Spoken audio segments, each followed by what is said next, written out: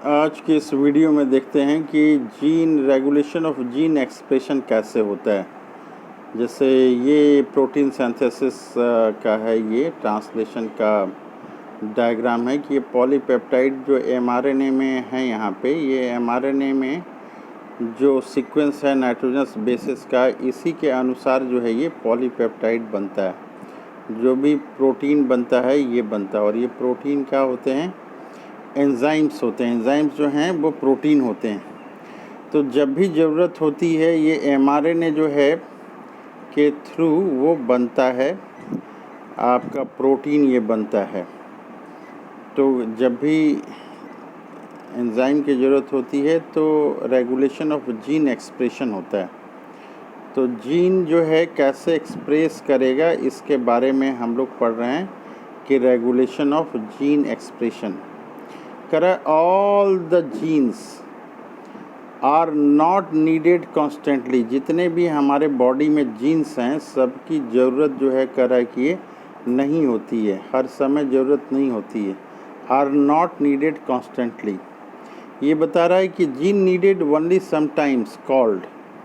करा है कि जो है जीन जो है नीडेड ओनली समटाइम्स, ये जब ज़रूरत होती है तभी जीन जो है इसकी ज़रूरत होती है। और इसी को कॉल्ड, इसी को कहते हैं हम लोग, क्या कहते हैं, रेगुलेटरी जीन। इसको हम लोग बोलते हैं रेगुलेटरी जीन, इसको हम लोग कहते हैं। Are made to function, are made to function, ये उस समय जब ज़रूरत होती है तब तो फंक्शन करते हैं।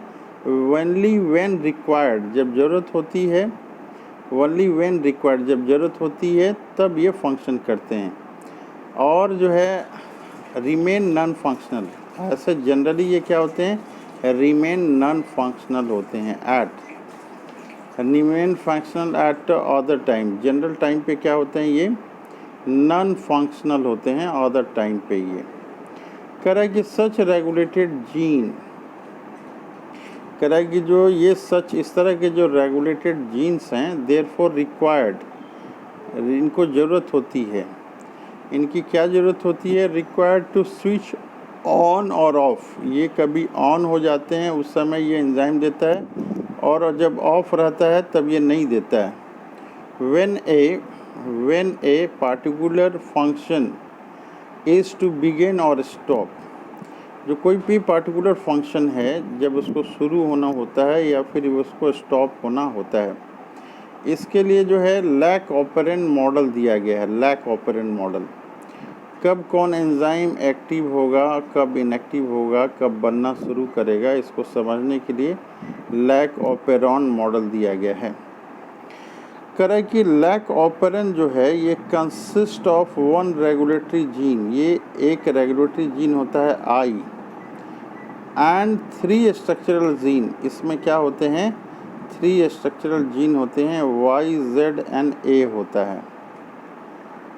कह रहा है कि जीन आई, जो जीन आई है रेगुलेटरी जीन, कोड फॉर, ये code for repressor of lac operon, ये बहुत इम्पॉर्टेंट है, रिप्रेसर याद रखना है हम लोग को। कह रहा है कि जेड जीन फॉर, ये जो जीन जेड है, जेड जीन, ये करता है कोड फॉर बीटा गैलेक्टोसिडेज।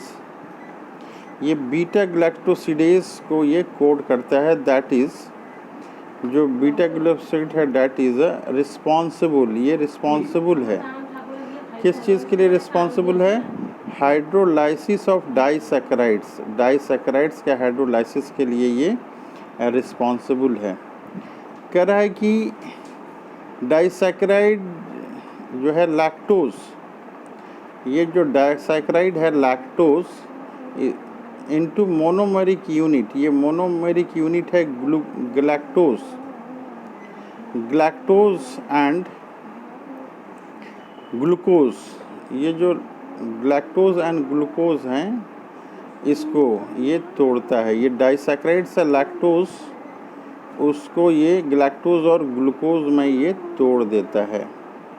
कह रहा है कि gene Y code for permease, gene Y जो है ये कोड करता है परमिएज के लिए, which increases permeability of cell. ये क्या करता है, परमिएबिलिटी ऑफ सेल को ये इंक्रीज करता है।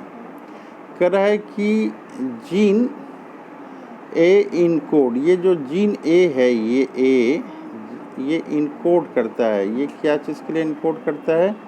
कह रहा है कि फॉर ट्रांस एसिटाइलेज, ये ट्रांस एसिटाइलेज के लिए ये रिक्वायर्ड ये होता है।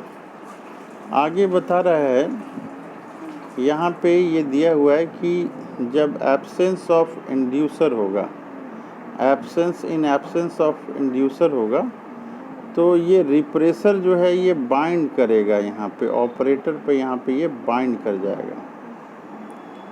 ये रिप्रेसर mRNA है जो आपका रिप्रेसर दे रहा है, और ये बाइंड कर जाएगा यहाँ पे ऑपरेटर पे। कर रहा है यहाँ पे कि repressor bind to the operator region. ये रिप्रेसर जो है जब एब्सेंस ऑफ लैक्टोज ये रहेगा, उस सब की बात है हम लोग देख रहे हैं। ये कब का कंडीशन है? Absence of inducer. अगर लैक्टोज हम लोग ले रहे हैं तो उस केस में तो ये रिप्रेसर जो है बाइंड कर जाएगा operator, repressor bind to the operator region. यहाँ लिखा हुआ है कि repressor bind to the operator region O and prevent mRNA polymerase from transcribing the operon.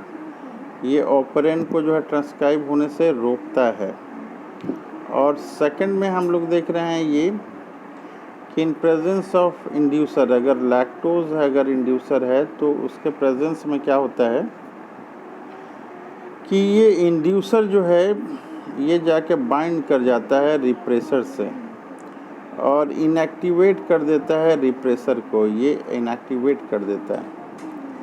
उस समय जो है ये ऑपरेटर ऑन हो जाता है और बीटा गैलेक्टोसिडेज, जेड से वाई से परमीज और ए से जो है ट्रांस एसिटाइलेज होता है।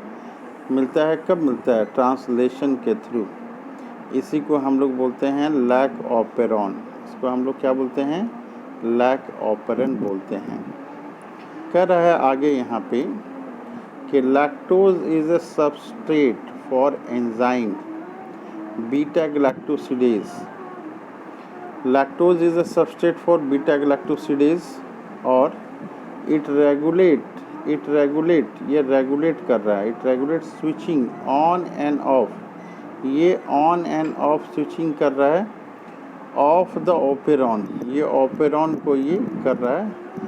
So it is called inducer, इसको हम लोग इंड्यूसर बोलते हैं। लैक्टोज जो है यहाँ पे ये इंड्यूसर हो गया।